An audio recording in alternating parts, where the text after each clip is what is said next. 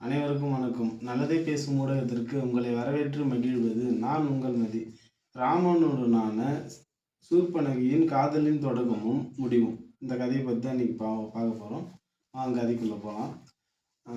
ராமர், லட்சுமணர், சீதை 3 பேரும் பார்த்தீங்கன்னா ஒரு நல்ல காலை வேளையில் தூங்கி எழுந்து நல்லா குளிச்சுட்டு, அதாவது கோதாவரி ஆற்றங்கரையில் போயிட்டு குளிச்சுட்டு அவங்க தங்கியிருக்கிற பர்ணசாலைக்கு வந்துடுறாங்க. அது காலையில் அடுத்த கட்ட வேலை பார்க்குறதுக்காக வராங்க. வந்து காலையில் குளிச்சுட்டு வந்து உட்காந்து சீதையும் ராமரும் ஒரு இடத்துல உட்காந்துக்கிறாங்க. லட்சுமணர் கொஞ்சம் தூரத்தில் ஏதோ ஒரு வேலை பார்த்துட்டு ஏதோ ஒன்று பண்ணிட்டு உட்காந்துருக்காரு. இதை தூரத்துலேருந்து ராவணனுடைய தங்கையான சூர்பனகை தூரத்துலேருந்து பார்க்குறாங்க. பார்க்கும்போதே தூரத்தில் ராமருடைய அழகு ரொம்ப அழகாக இருக்கிறாரு. அதை பார்த்த உடனே சூர்பனகை ரொம்ப பிடிச்சி போகுது. அதனால் சூர்பனகை அங்கேருந்து கிட்ட வராங்க அந்த பர்ணசாலையை நோக்கி, அதாவது ராமர் தங்கியிருக்கிற வீட்டை நோக்கி வராங்க.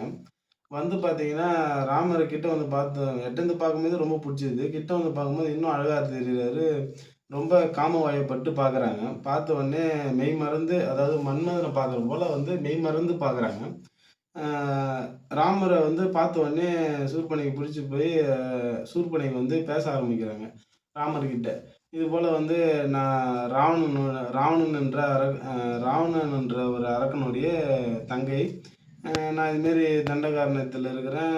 எங்கள் அண்ணன் அவங்க என்னை யாரும் கேட்க மாட்டாங்க. நான் இதுமாரி ஜாலியாக சுற்றின்னு வருவேன் அப்படின்ற மாதிரி அவங்களை இன்ட்ரடியூஸ் பண்ணிக்கின்னு, அடுத்து நீங்கள் யார் என்னன்றதை பற்றி கேட்குறாங்க. அதுக்கு ராமர் சிரிச்சினே பதில் சொல்கிறாரு. இதுபோல் நான் தசரத சக்கரவர்த்தியுடைய பையன். இது என் தம்பி லட்சுமணன். இது என் மனைவி சீதாதேவி. நாங்கள் 3 பேரும் எங்கள் அப்பாவுடைய கட்டளையின் பேரில் நாங்கள் இதுமாரி காட்டில் தங்கியிருக்கிறோம் அப்படின்னு சொல்லிட்டு விளக்கமாக ராமருடைய வரலாறு சூர்பனகைக்கு சொல்கிறாரு. இதை கேட்ட உடனே சூர்பனகை ரொம்ப சந்தோஷப்படுறாங்க. ஏன்னு கேட்டிங்கன்னா, அவங்க அப்பா காட்டு காமிச்சதால் தானே ராமர் மீட் பண்ணுறாங்க. மீட் பண்ணதால் தான் அவங்களுக்கு ரொம்ப பிடிச்சிருக்கு. அப்போ ஒரே ஒரு டிஸ்டர்பன்ஸாக சீதை பக்கத்தில் இருக்கிறதால அது மட்டும் அவங்களுக்கு ஒரு தொந்தரவாக தெரியுது. உடனே சூர்பனகை அவங்க ஒரு பெரிய பேரழகி, அதாவது ஒரு இன்னைக்கு இருக்கிற கரண்ட் ஹீரோ என்ன நினச்சிக்கின்னு அவங்க என்ன பண்ணுறாங்க, ராமர்கிட்ட அப்ரோச் பண்ணுறாங்க. அதாவது நான் உங்களை விரும்புகிறேன், நீங்கள் என்னை இந்தமாரி ஒரு பேரழகியை நீங்கள் கண்டிப்பாக ஏற்றுக்கணும் அப்படின்ற மாரி ஒரு கட்டாயப்படுத்துகிற ஒரு துணியில் பார்த்தீங்கன்னா சூர்பனகை ராமர்கிட்ட அப்ரோச் பண்ணுறாங்க. ராமர் சிரிக்கிறாரு. அதை கூட அவங்க பொருட்படுத்தாமல் என்ன பண்ணுறாங்கன்னு பார்த்தீங்கன்னா, சூர்பனகை மீண்டும் மீண்டும் சொல்லிகிட்டே இருக்கிறாங்க. உங்கள் பொண்டாட்டி பாருங்கள், ஒல்லியாகிறாங்க, அவங்களுக்கு என்ன உடம்பு இருக்குது, ஒன்றும் இல்லை, ஒல்லியாக கிடக்குறாங்க, எதுவுமே இல்லை அவங்ககிட்ட, அழகு இல்லை, ஒன்றும் இல்லை, என்னமாரி அழகாக இல்லை. அந்த மாதிரி சூர்பனகை தன்னுடைய அழகை தற்பெருமை பேசிக்கின்னு சீதையை தரக்குறைவாக பேசுகிறாங்க.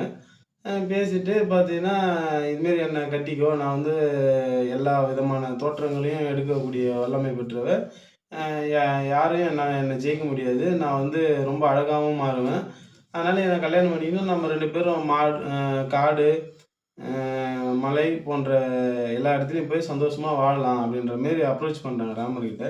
ராமர் என்ன பண்ணுறாருன்னு பார்த்தீங்கன்னா,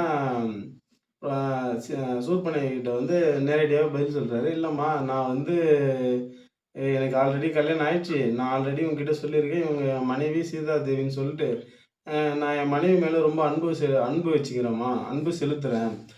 எனக்கு என் மனைவி இல்லாமல் ஒரு நொடி கூட பிரிஞ்சு இருக்க முடியாது, அதனால தான் நான் இந்த காட்டிலையும் என் மனைவி கூட்டின்னு வாழ்ந்துன்னுக்குறோம் அப்படின்னு சொல்லிட்டு, என் மனைவியும் என்னை விட்டு இருக்க மாட்டாங்க அப்படின்ற மாதிரி சூர்பனகை கிட்ட சொல்கிறாங்க.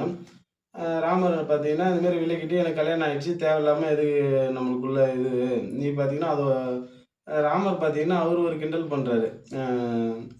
சூர்பனகை கிட்ட சொல்கிறாரு, அங்கே பாரு, என் தம்பி அங்கே இருக்கான், அவனுக்கு கல்யாணம் ஆனாலும் அவன் மனைவி கூட இல்லை, உன்னை கல்யாணம் பண்ணிக்கிறதுக்கு வாய்ப்பு இருக்குது, அவனும் நல்லா அழகாக இருக்கிறான், நல்லா திறமையானவன், நீ அவனை அப்ரோச் பண்ணுமான்ற மாரி சூர்பனகை கிட்ட ராமர் சொல்கிறாரு. ராமர் அதை விளையாட்டாக சொல்கிறாரு. பட் சூர்பனகை அதை சீரியஸாக எடுத்துக்கிறாங்க. சீரியஸாக எடுத்துன்னு என்ன பண்ணுறாங்கன்னு பார்த்தீங்கன்னா, சூர்பனகை போயிட்டு தூரத்தில் உட்காந்து லட்சுமணர்கிட்ட போயிட்டு அவர்கிட்ட போயிட்டு அப்ரோச் பண்ணுறதுக்கு போகிறாங்க. ஒருவேளை பேரழகு வாய்ந்த ராமன் கிடைக்கலாம் கூட, அழகுலையும் திறமையிலும் ஏறக்குறைய ராமருக்கு நிகரான ஒரு ஆள்னா அது லட்சுமணர் தான். அதனால் லட்சுமணர்கிட்ட அப்ரோச் பண்ணுறதுக்காக பரவாயில்ல ராமர் கிடைக்கலன்னா நம்மளுக்கு லட்சுமணர் இருக்காரு அவர்கிட்ட அப்ரோச் பண்ணுவோன்னு சூர்பனகை போயிட்டு லட்சுமணர்கிட்ட அப்ரோச் பண்ணுறாரு. சூர்பனகை என்ன பண்ணுறாங்கன்னு பார்த்தீங்கன்னா ராமரை விட்டுட்டு லட்சுமணர்கிட்ட அப்ரோச் பண்ணுறதுக்காக போகிறாங்க. லட்சுமணர்கிட்ட போய் அப்ரோச் பண்ணுறாங்க. லட்சுமணர் வந்து என்ன சொல்லிடுறாருன்னு பார்த்தீங்கன்னா இது போல் வந்து நான் வந்து எங்கள் அண்ணனுக்கு அடிமை. எங்கள் அண்ணனுக்கு வந்து தொண்டு வேலை செய்கிறது நான் வந்து பெருமையாகவும் என்னுடைய பாக்கியமாகவும் கருதி நான் அந்த தொண்டு வேலை செஞ்சுக்கின்னு நான் அவர்கிட்ட அடிமையாக இருக்கிறேன். ஒரு வேளை நீ எனக்கு மனைவி ஆனேன்னா எங்கள் அண்ணனுடைய மனைவியான சீதைக்கும் வந்து நீ நான் எங்கள் அண்ணனுக்கு தொண்டு வேலை செய்கிற மாரி நீ சீதைக்கும் தொண்டு வேலை செய்யணும். அவங்களுக்கு வேண்டிய எல்லா விஷயங்களையும் நம்ம செஞ்சு கொடுக்குற மாரி இருக்கும். அதனால் நீயும் ஒரு அடிமையாக தான் மாறுவ. அதனால் உனக்கு அது நல்லா இருக்காது. அவர் வந்து கலாய்க்கிறாரு. உன்னுடைய அழகுக்கும் உன்னுடைய பெருமைக்கும் உங்கள் அண்ணனுடைய நாட்டுடைய பெருமைக்கும் வந்து இது வந்து இழுக்காக இருக்கும். அதனால் நீ வந்து என்ன கல்யாணம் பண்ணி நான் அடிமையாகிறத விட உனக்கு நிகராக வந்து பார்த்தீங்கன்னா எங்கள் அண்ணன் ராமனை கல்யாணம் பண்ணிக்கிறது தான் நல்லது.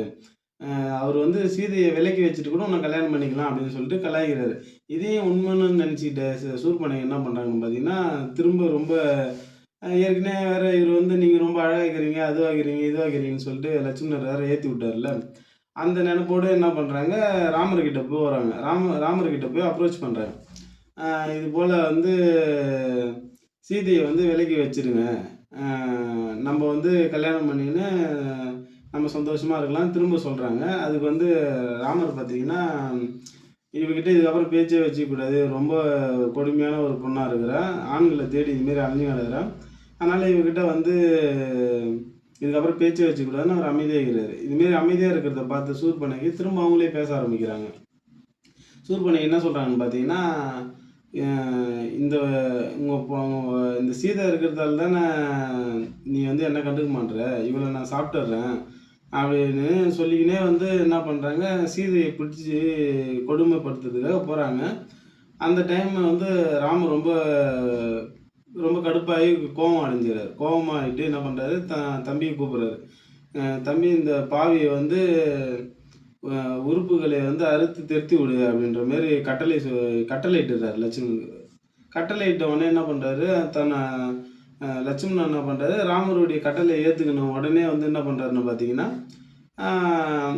சூர்பனகை கிட்ட அதாவது சூர்பனகை வந்து சீதையை பிடிக்கிறதுக்காக போகிறாங்க. பிடிச்சி சாப்பிட்ணும் அடித்து அவங்கள கொன்று சாப்பிட்ணுன்ற மாரி அவங்க ஒரு ஆக்ரோஷமாக போகிறாங்க சூர்பனகை.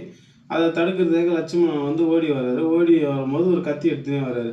வந்து பார்த்தீங்கன்னா என்ன பண்ணிடுறாரு சூர்பனகையுடைய மூக்கையும் காதையும் அறுத்துடுறாரு. அறுத்து அவங்கள அடித்து துரத்தி விட்டுடுறாரு.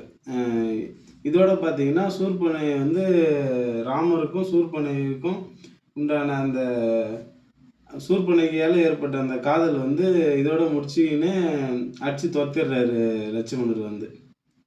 நன்றி, வணக்கம்.